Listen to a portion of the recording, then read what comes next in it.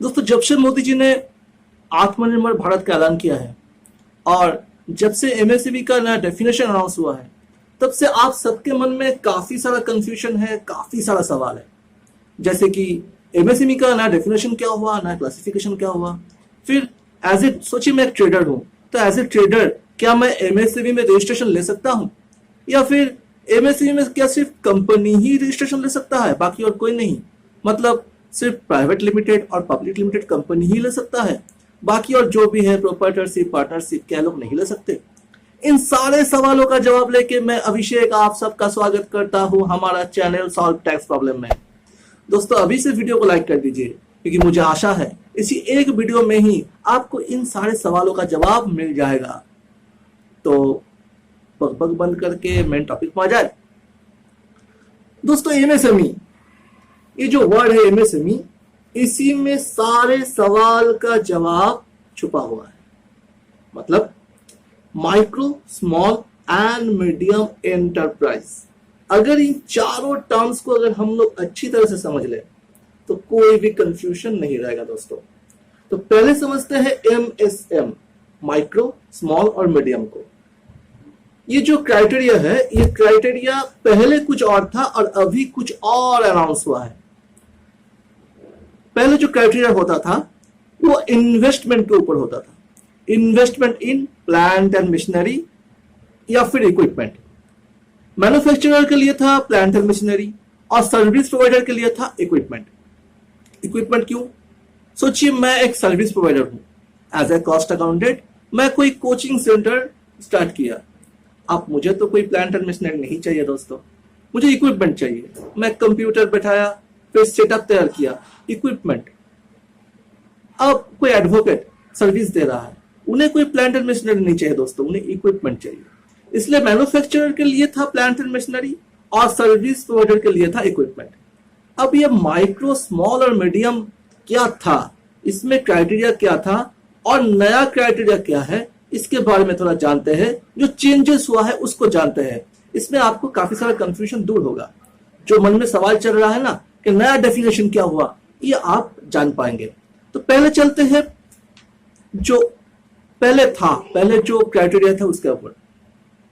दोस्तों, पहले micro, small और मीडियम को डिवाइड किया जाता था on the basis of investment in plant and machinery और इक्विपमेंट, जो मैं पहले ही बता दिया था। अब यहां पे दो पार्ट फिर से आता है, मैन्युफैक्चरर और सर्विस प्रोवाइडर। अब मैन्युफैक्चरर के लिए क्या था?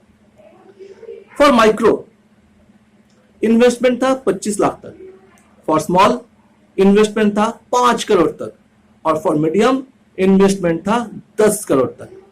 Investment in plant and machinery. और सर्विस प्रोवाइडर के लिए क्या था? फॉर माइक्रो इन्वेस्टमेंट 10 लाख तक, स्मॉल में 2 करोड़ तक और मीडियम में 5 करोड़ तक। पर अभी जो चेंजेस आया है, इसमें जो सेग्रीगेशन होता था ना, मैन्युफैक्चरर फिर सर्विस प्रोवाइडर, ये हट गया है दोस्तों। अब वो क्राइटेरिया नहीं रहा, अब सिर्फ दो चीज के ऊपर बेस करके आप माइक्रो है कि स्मॉल है कि मीडियम है, ये डिसाइड होगा। वो क्या है? एक तो इन्वेस्टमेंट जो था वो है, और नया इंक्लूड किया हुआ है टर्नओवर। जानते हैं वो क्या है, नया क्या है? माइक्रो में क्या है? इन्वेस्टमेंट 1 करोड़ तक।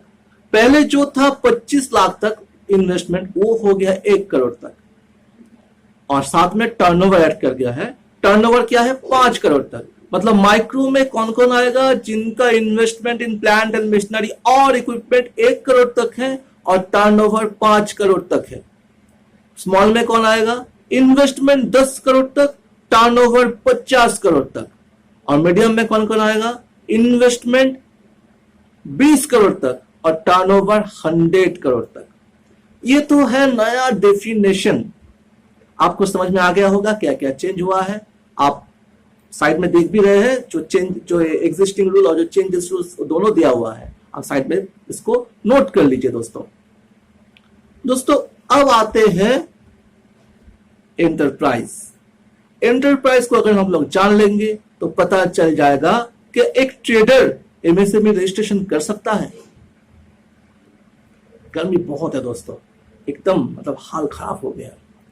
सुन रहा हो कि एक दो दिन में भारी तूफान भी आने वाला है, तैयार होना चाहिए। इस तूफान आने से काफी सारा प्रॉब्लम आता है, ऑलरेडी कोरोना वायरस तो है ही। चलिए अब फिर मुद्दे में आते हैं, एंटरप्राइज। देखते हैं एंटरप्राइज का डेफिनेशन क्या है। थोड़ा सा बकबक करना पड़ेगा अभी, थोड़ा सुन लीजिए एंटरप्राइज का डेफिनेशन। एंटरप्राइज मीन्स, मैं नोट करके लाया हूं, enterprise means an industrial undertaking और ए बिजनेस कंसर्न और any other establishment by whatever name called engaged in the manufacture or production of goods। यहां पे क्या आ गया, engaged in the manufacture or production of goods, मतलब manufacturer, एक number.